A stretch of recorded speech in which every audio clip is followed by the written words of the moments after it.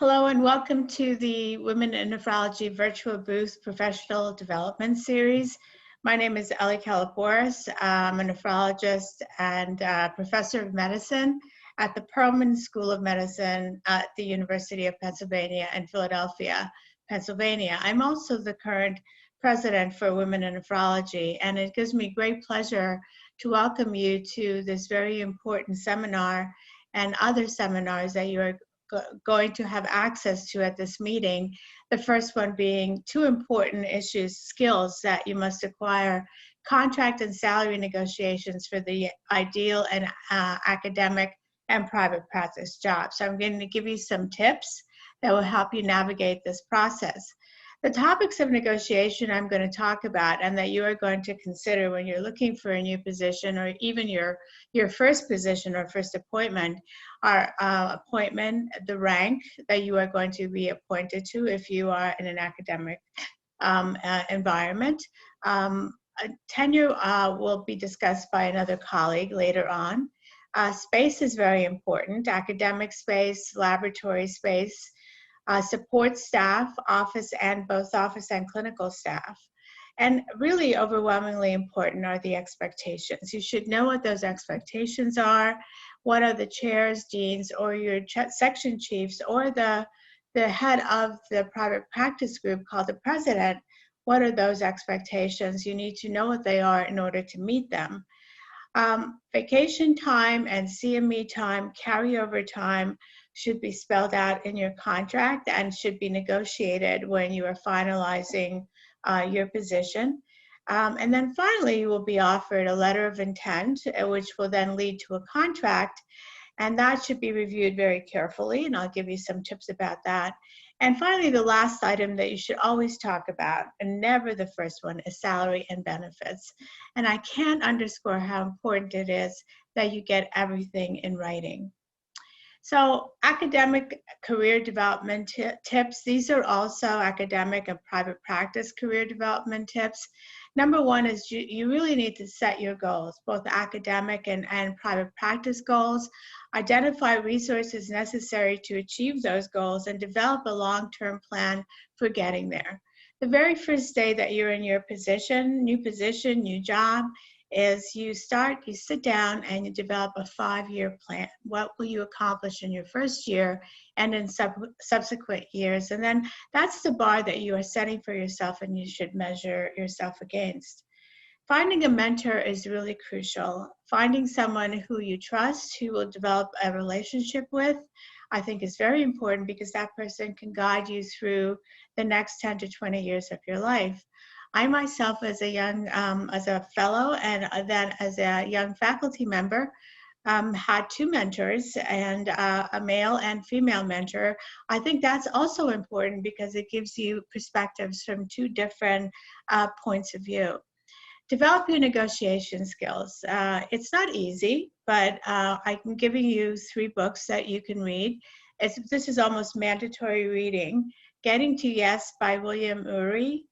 Women Don't Ask: Negotiation and the Gender Divide by Linda Babcock and Sarah Leshevre, and then Lean In by Sheryl Sandberg. And those books are really very important because they give you some perspective in how to negotiate your position. I think one perspective that you should not adopt is the culture of silence, because if you don't ask for something, you won't get anything. And so negotiating tips, number one, come prepared. Prioritize in advance, and you should realize that not every request is going to be granted, and don't draw any lines in the sand. Know what you're willing and able to forego or trade off. Really, 2 character traits that are important are honesty and being forthright. Don't omit or obscure crucial facts or misrepresent facts about you. I'll give you for instance, when you are applying for a position, the very first thing that your employer is going to do is actually go onto social media, go on to other websites that report misdemeanors and other bad behavior circumstances. And so a thorough background check will be done. So if there is anything that might raise a red flag in your background, my recommendation is to really be forthright about it, be honest, discuss the circumstances, and share your perspective with your future employer, and what you've learned from that incident is very important. So plan ahead, know who you're interviewing with, know the health system. Knowledge is always power. Who are the members of your group? Who are the members of the division? What is the department composed of? Who are the people who populate the division? Know your worth. I think we underestimate our worth, and that's something that you should not do. Salary information is available by many professional organizations, including the AAMC, the Renal Physicians Association. You need to know how long has the position been offered. Do you have a skill in demand? When you're looking for a position in nephrology, in medicine, you've trained for decades to be in this position. Therefore, you have many skills. So you need to highlight those skills.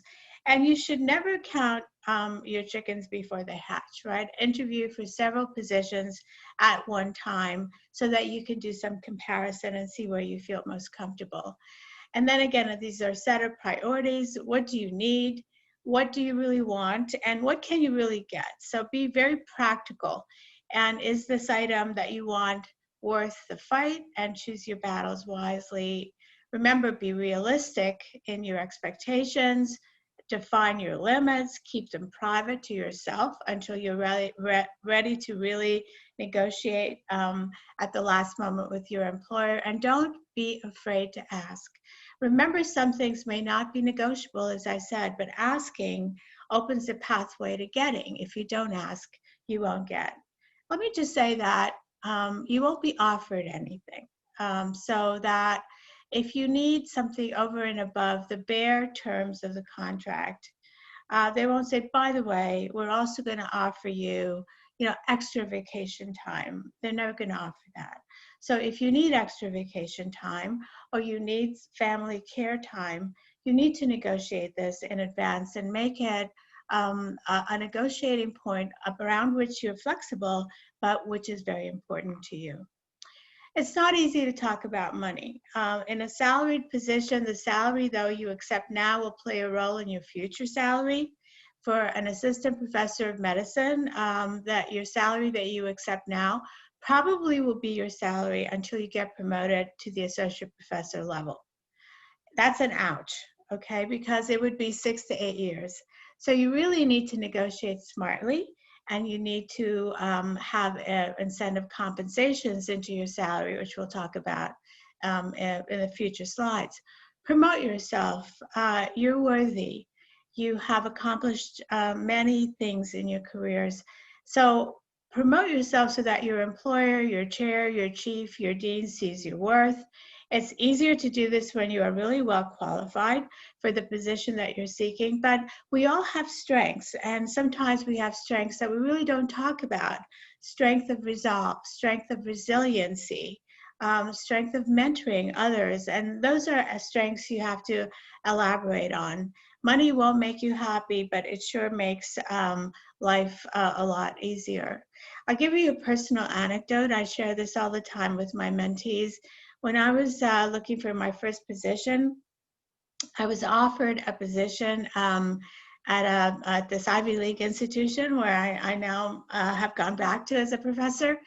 And the division chief met with me and said, we'd like you to stay on the faculty. And I said, oh, that's fabulous. That's great. Thank you. And so he said, okay, well, we'll talk later. And I left his office happy as a clam because I had gotten a position, which I really wanted.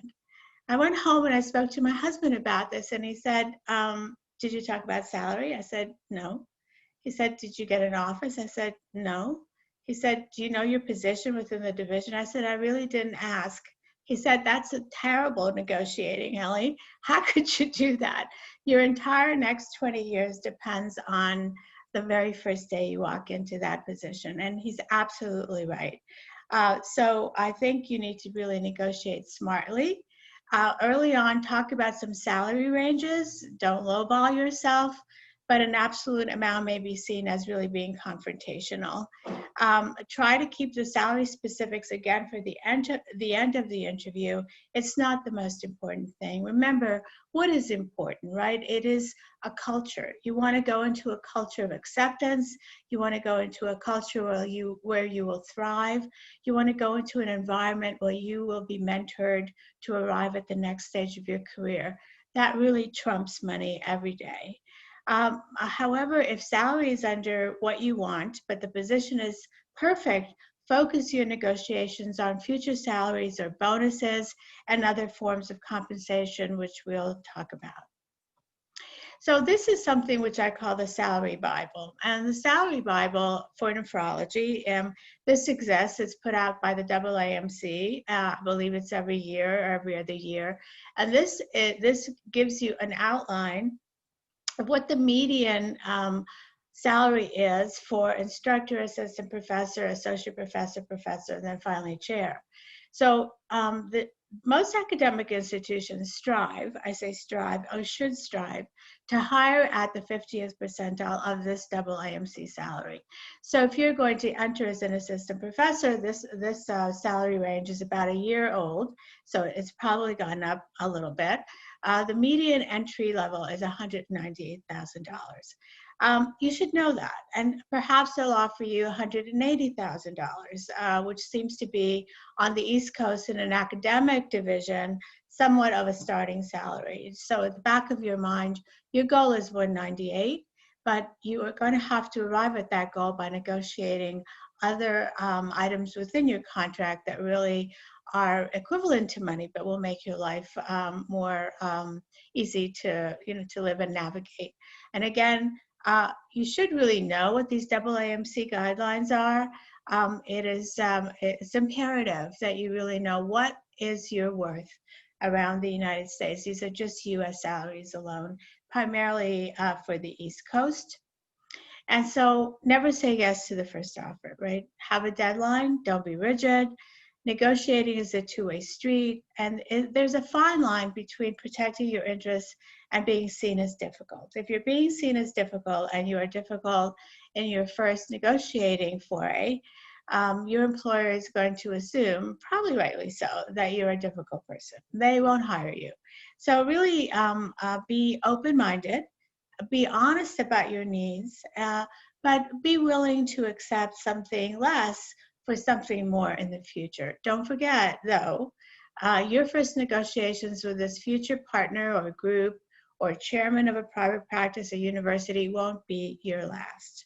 The way they negotiate with you the first time will probably be the way they will negotiate with you every step of the way. Was it fair? Was it more of a struggle than it needed to be? Because it is really unlikely to change the next time around. So I've been at several institutions in my career in Philadelphia, and as a woman, that served me very well because I was promoted in rank every time I changed an institution. It was important to me to stay in Philadelphia because this is where my family was. My husband, a surgeon, really could not move his practice. So the culture of each institution is its own. It's different, and you really need to learn how to navigate it successfully. More importantly, you will lose really and be disappointed if you adopt a strategy of show me how much you love me. So this is what I did for my first job, right? I left the division chief's office and I said, oh, he's going to show me how much he loves me, right? He's going to give me an office. He's going to give me a salary range. I'm going to get vacation time. And so that doesn't work.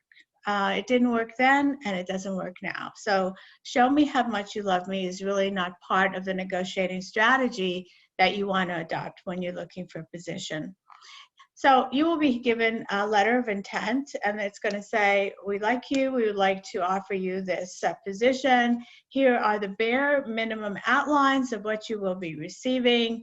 They will put in a salary line. They will give you, bonuses perhaps. But ultimately, you want to see your contract. And what is a contract? A contract is an agreement between parties, especially one enforceable by law. So the employment contract, the details of the contract will differ depending upon your employer. You should start negotiating before you have a contract in writing. Do some oral negotiating so that you have a general idea of what the final contract will be. Standard contracts are difficult but can be changed once they give you a written contract to try and modify this. So I've given you some contract terminology. So if I could understand this, I would be a lawyer. I am not. So my tip for you is hire an attorney. A contract attorney is really money well spent because that person can be difficult for you, can negotiate for you, and can get you the best possible contract, best possible deal that you can get. It's money well worth spent. So the academic and private practice physician contract really is the same. Compensation and benefits, space, appointment and rank and promotions guidelines for the academic physician will be there.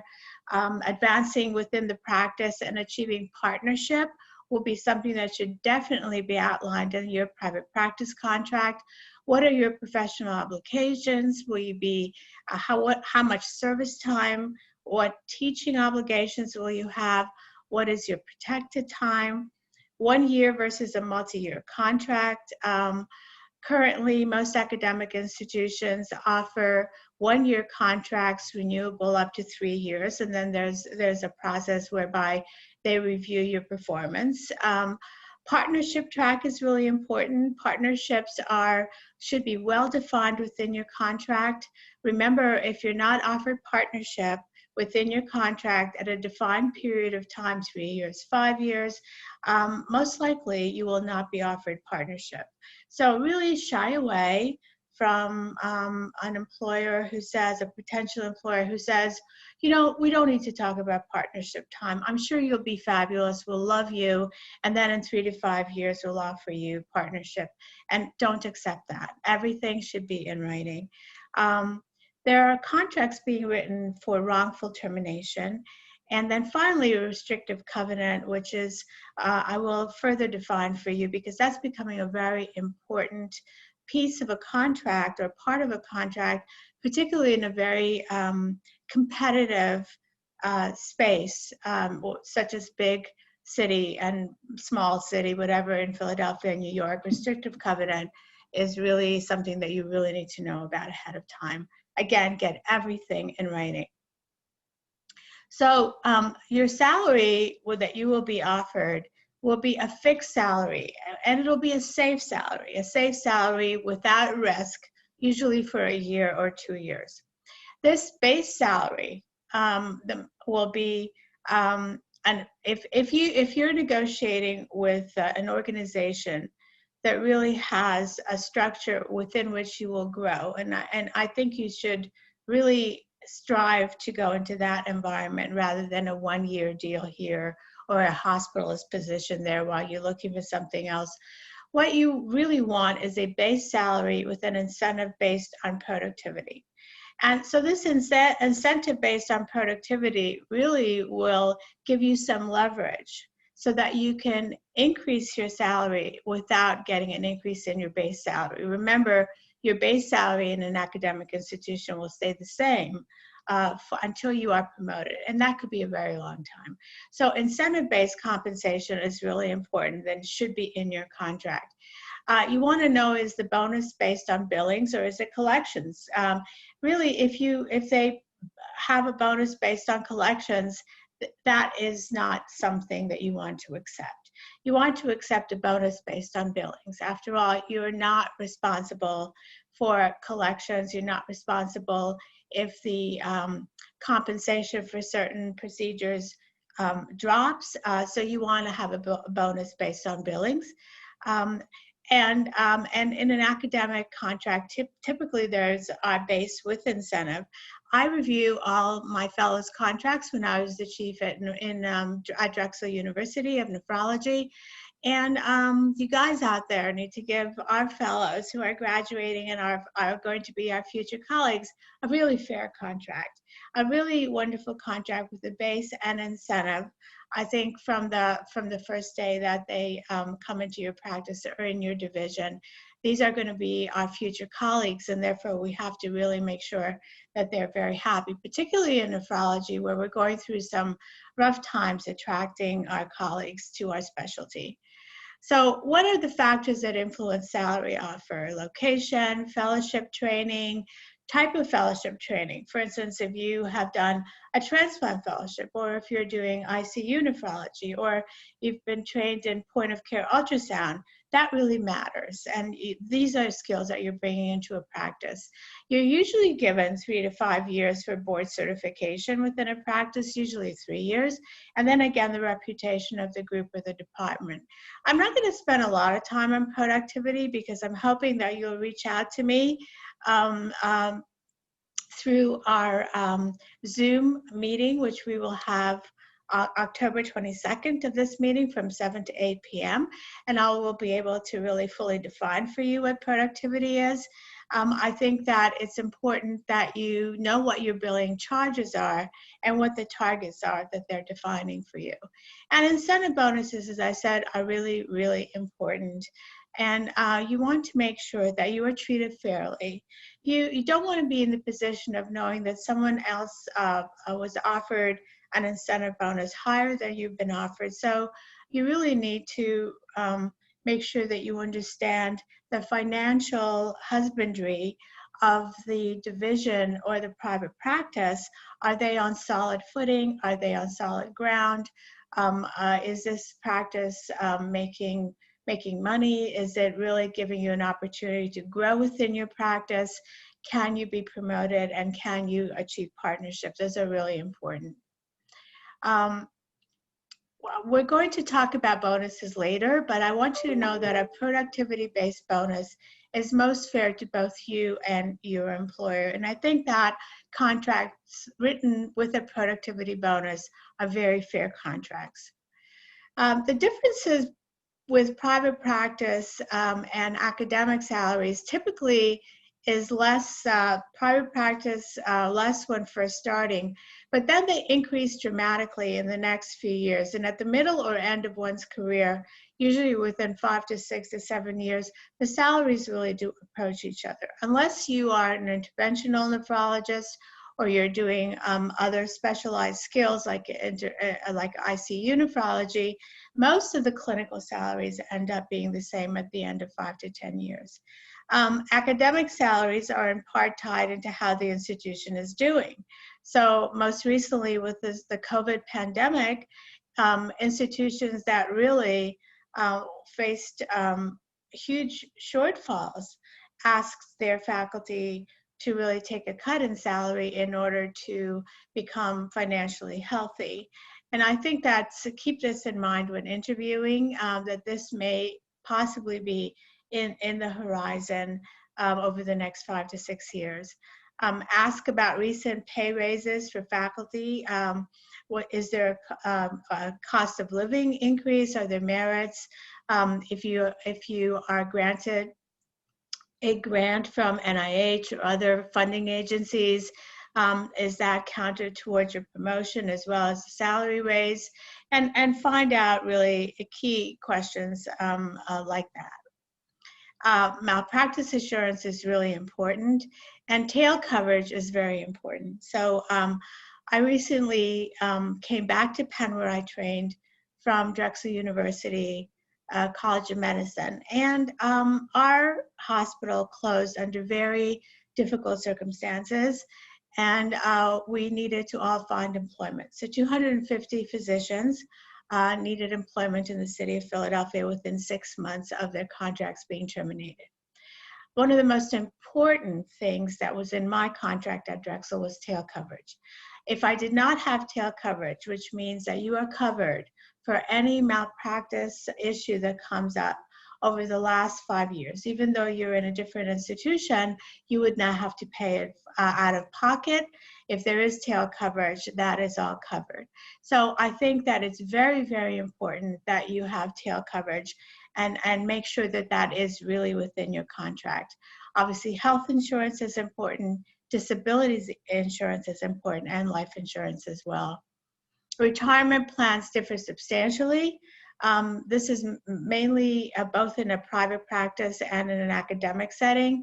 There are profit sharing plans. There are employee contributions. Employers should have a matching program. All academic institutions do have a matching program. Usually it's anywhere from 3 to 6% of what you put in. So remember, when you're starting your career, you want to take as much money home for yourself and your family as you possibly can. That's probably not a really good strategy. You should really put as much money as you can into your retirement plan, because that will really pay off later when you are getting ready to retire, or you are really trying to put your kids through college and really need these extra funds that you put away when you were much younger. You need to know when you will be vested. And most academic institutions use TIAA CREF. I'm just going to say that I found in my own life that Fidelity and Vanguard really are the two most important plans that have really served me and my family well over the last couple of decades that I've been practicing and being a nephrologist. So signing bonuses are important, but they're a double-edged sword. Many times they will say your salary will be $160,000, but don't worry, I'm going to give you a $10,000 signing bonus. Everything is great. You're going to be walking out with $170,000. Remember, that's only for 1 year. So a signing bonus is fine, but you should really try and talk them into a yearly raise rather than a signing bonus of 2% or 3%. Moving allowance will be covered, so you should ask for it. Vacation time and maternity and paternity leave are very important. When I was a young faculty member, we did not have maternity or paternity leave in our contracts. We had to negotiate the leaves of absence. They were very short, and really there's never enough time to take care of a new member of your family, right? So I think maternity and paternity leave are crucial. If they're not willing to write it in your contract, you should think twice about negotiating with that potential employer. What are your days off? What are your sick leaves, personal leaves? CME time should be part of every contract. And then you should acknowledge that you will be doing pro bono service for other societies, the American Society of Nephrology, the NKF, the American Heart Association. I've worked for all those organizations in a pro bono capacity. I needed the time to do that. And my division chief really understood that and supported me in this endeavor. And this is something that's very important to me. The department of group will pay X amount for academy dues, state license fees are always covered, DEA fees, journal subscriptions, and then board fees used to be covered. But if they are not, then there are compensation plans where you can really shelter some of your money in pre-tax dollars in order to cover some of these expenses. Finally, the restrictive covenant. So restrictive covenant is a clause in your contract. It is in every contract that if you leave the university or practice, it forbids you to practice your specialty within a certain radius or geographic area for a certain length of time. So if I had a restrictive covenant in my contract at Drexel, which is about 2 miles from the University of Pennsylvania, I would have to go to New Jersey or New York or Washington, D.C. to practice if my restriction was 30 miles, for instance. So always try and decrease the radius and the geographic area and reduce the length of time. It's usually offered at 5 years. Try to negotiate 3 years if you can. Now, this is something that most recently the question is asked, are they legal? And legality depends on how reasonable your employer is. What is the need for the health care in the area? And you need to know that academic centers and practices are enforcing them. Um, uh, I, uh, I, I tried in a previous career life to recruit someone in a leadership role from a neighboring institution where they did not have a leadership role. So this was really a promotion for that individual. It was denied by their parent institution, and they requested that we pay 1 year's salary toward that institution, which was, hundreds of thousands of dollars in order to relinquish their contract. So first of all, I think that is really an unfair practice to someone who is getting promoted by going to another institution. So promote me here, but I've been in this rank for 8 years. Somebody's offering me a chief position. I want to move, and they were restricted by moving. So their career was thwarted by this restrictive covenant. And in large part, it was because the other academic center would not relinquish that contract, which I think was the right thing to do. Don't depend on everybody trying to do the right thing. And so I think that's why you have attorneys that really can protect your rights and know that they are being enforced. But it could be something that you could negotiate at the very end of your tenure with that institution or practice. There usually is a buyout clause, which they were offering us. The clause that admits it is illegal, but you will abide by it, right? So they say, I know that we will try and enforce this, but it may not be successful, but we will still take you to court. And to fight it, if you should leave, will take time and money. And so I think that you should just try and deal with these issues before you sign your contract. So that way you don't have to deal with them when you're ready to leave a practice if you're not happy, or an academic institution if you're not happy and you're not being promoted. The contract will also have a list of your clinical responsibilities, a list of your academic responsibilities, such as protected time or teaching responsibilities, and other responsibilities as residency director. Remember, when they ask you to do something, don't do what I do. They say, Ellie, we want you really good at this. We want you to do this. And I would say, they love me. I want to do this. Wrong strategy. You are offered a residency director position. You say, how much of my time are you going to buy out so that I can do the residency director? You have one plate. Your plate is full. You can't keep adding stuff to your plate. You need to buy out your time. And that really is an important strategy, and it really does work. We went through the obligations of the practice of the department. Other areas to negotiate are promotion and advertising when you join. All these services that you provide, you use a mobile phone, cars that are really compensated for, particularly in a private practice, meetings, 2 weeks, 3 weeks, 4 weeks a year, parking. These are all small things, but really they add up. So these are areas that you should really negotiate early on. There are termination clauses within a contract that, termination without cause most likely. They give you 90 days is the shortest time interval. You should really look at your contract and get 60 to 120 days. And that really is a fair, even 120 days is really a short time interval when you're trying to stay in the same area because of your family or your career aspirations. Usually the contracts are termination without cause.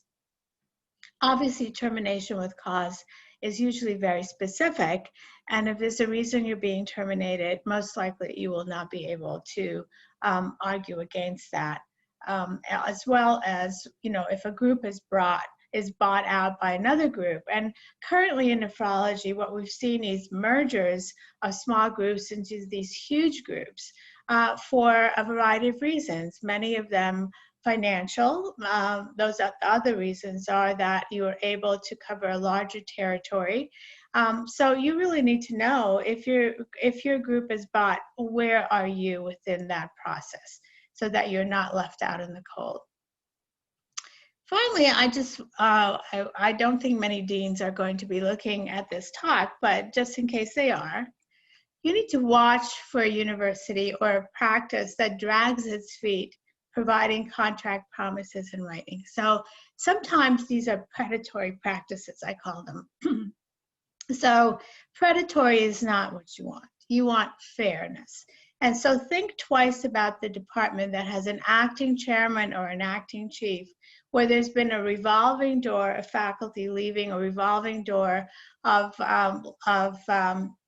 hired physicians in a practice where there's no promotion within an academic division, or there is no partnership track in a private practice division.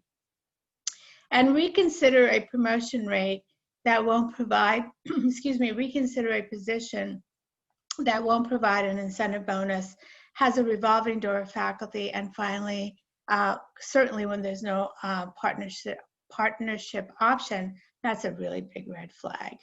So you need to meet with your chairman or your head of your division on a yearly basis to discuss your academic process. Working hard is really important, but it isn't enough. Make sure that you're noticed. Make sure that they know what you're doing. Make sure that they know that you're giving a talk at the American Society of Nephrology. Make sure that they know that you're a member of Women in Nephrology, which is a wonderful mentoring opportunity for you to be involved in. That really counts. I think that's really important. And final comments. Your contract should be as specific as possible. Don't be afraid to walk away from a bad deal. Start early in your negotiations. You can negotiate with 2 or more groups or departments at the same time. Remember, use a lawyer who specializes in contract law or healthcare law in the state you'll practice in. And don't draw lines in the sand, because remember, in the words of Mick Jagger, Sir Mick Jagger of the Rolling Stones, you can't always get what you want, but if you try sometimes, you'll get what you need. And I want to thank you for your attention. Go Eagles.